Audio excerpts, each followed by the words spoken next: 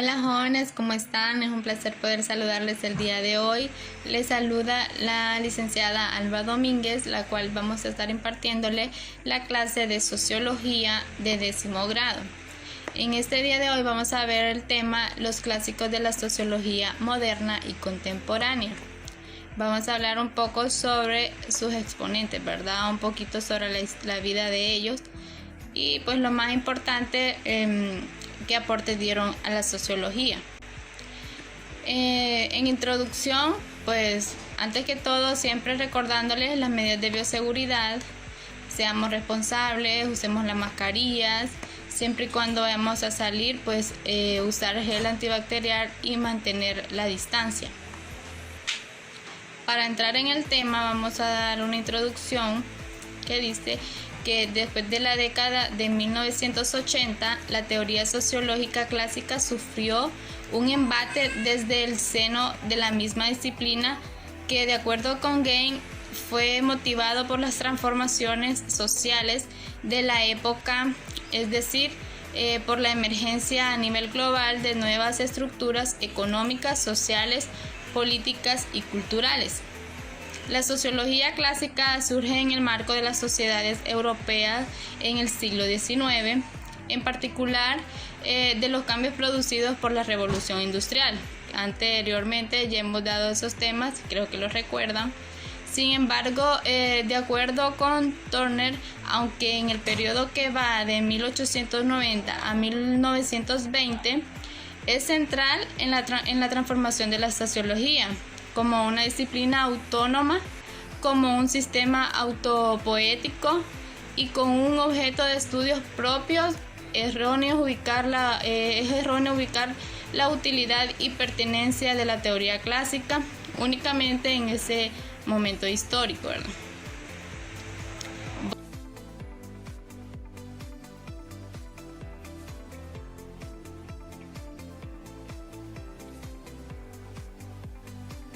Voy a hablarles un poco sobre los principales exponentes de la sociología moderna y contemporánea, que son Émile Durkheim, Max Weber y Carlos Marx. En cuanto a Émile Durkheim, este nació en Francia en el año de 1858 y murió en el mismo país en el año de 1917. Dedicó gran parte de sus esfuerzos a deslindar el objeto de estudio de la sociología de las otras ciencias adyacentes y a defender el carácter científico de la sociología, desarrollando una metodología para el estudio empírico de los fenómenos de la sociedad. El afán de este era definir el campo de actuación de la sociología y la calidad de sus aportes en materia de metodología. Ha hecho de Durkheim uno de los indiscutibles clásicos de esta disciplina. También Durkheim, en las sociedades contemporáneas, la sociedad moderna se caracterizó por el proceso de secularización que implicó el surgimiento de sistemas autorreferenciados y autopoéticos. La sociología es un ejemplo de ello, siendo central la contribución de Durkheim en su configuración como disciplina autónoma con objeto de estudio propio.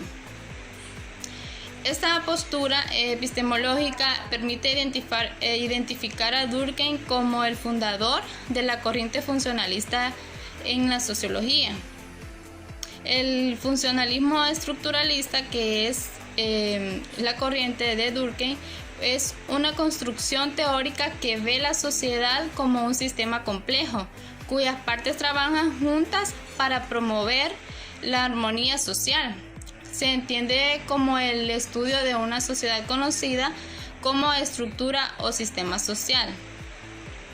Esta teoría está asociada a Émile Durkheim y recientemente a Talcott Pearson, además de sus autores como Robert Merton.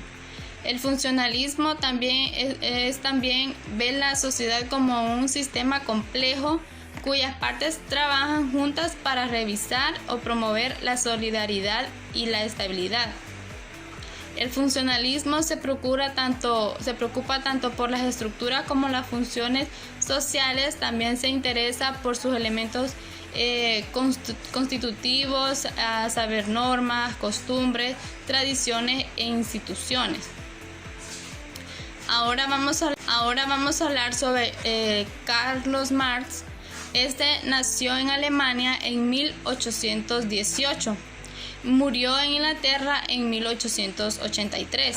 Los trabajos de Marx cubren diversas áreas de la filosofía y de las ciencias sociales. Gran parte de su obra se centra en cuestiones económicas, pero teniendo en cuenta que siempre trató de vincular lo económico con la estructura social y las instituciones sociales de su época. Como ser, su obra está llena de notables observaciones de carácter sociológico. Marx también concentró lo mejor de sus esfuerzos en el estudio de la sociedad capitalista.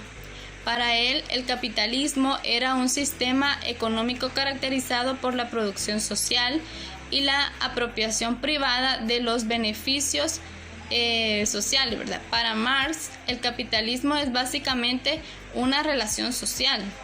El móvil fundamental del capitalismo es la plusvalía. También Marx se puede sobresalir en lo que es la teoría de la dependencia. Esta teoría se desenvolvió en los años 60 y 70 en torno a tres vertientes, como ser Rui Mauro Marini, Teotonio dos Santos y Vania van Birra. Postularon una concepción marxista que fue completamente por la visión metrópoli satélite de André Gunderfrank. Ambas miradas confrontaron con la tesis del desarrollo asociado dependiente que propuso Fernando Henrique Cardoso. Como ser Marini, dos Santos y van Birra postularon conceptos acordes a esa esperanza. Participaron también en organizaciones que lucharon contra las dictaduras militares y alentaban proyectos de izquierda. En el turbulento periodo comprendido entre el ascenso de la Unidad Popular Chilena en el año de 1970 y la caída del sandinismo en el año de 1990. También estos teóricos de la dependencia polemizaron con las interpretaciones liberales que atribuían el atraso social a la insuficiente absorción de la civilización occidental o a la herencia cultural indígena, lo que es de Max Weber. Este sociólogo nació en Alemania en 1864 y murió en su mismo país en el año de 1920. Fue un hombre de una vestimenta culta. Sus obras combinan eruditos conocimientos y reflexiones sobre economía, derecho, filosofía, historia comparada y sociología. De esta manera, la sociología comienza a interesarse por el significado, la lógica, la racionalidad y las motivaciones que presiden los actos de los individuos. El enfoque sociológico de Weber es conocido como interpretativo o comprensivo. Por ello, no debe resultar extraño que Weber haya definido la sociología como la ciencia que trata de comprender, interpretando la acción social. Surgen también otros sociólogos como ser Herbert Spencer en el año de 1820 y 1903, George Herbert Mead en el año de 1863 y 1931. Mead creía que mediante la interacción social llegamos a aprender cuál es nuestro lugar en el mundo social. Inclusive la identidad de una persona es una creación social. Esto se refiere a que llegaríamos a conocernos ampliamente contemplando cómo los demás reaccionan hacia nosotros. Para que ocurra la interacción social debe haber comunicación esencialmente. También está Talcott Pearson. En el caso del concepto del funcionalismo estructural, Pearson miró a medida que avanzaba su carrera la teoría de la acción hacia el funcionalismo estructural, ¿verdad?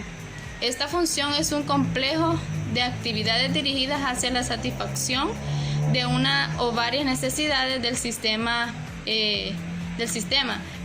Pearson también creía que había 4 imperativos funcionales necesarios de todo el sistema. Bueno, como pueden ver, todos ellos fueron muy importantes, sociólogos muy importantes que dieron aportes muy importantes a lo que es la sociología, y ellos son los que se identifican como los clásicos de la sociología moderna y contemporánea.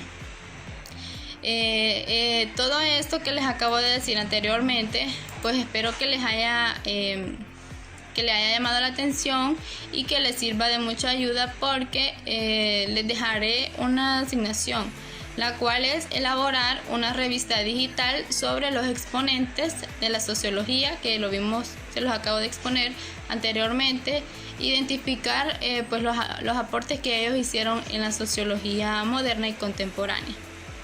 Espero verlos en la próxima clase. Fue un gusto poder estar con ustedes y siempre pues deseándoles lo mejor, ¿verdad? Así que hasta la próxima.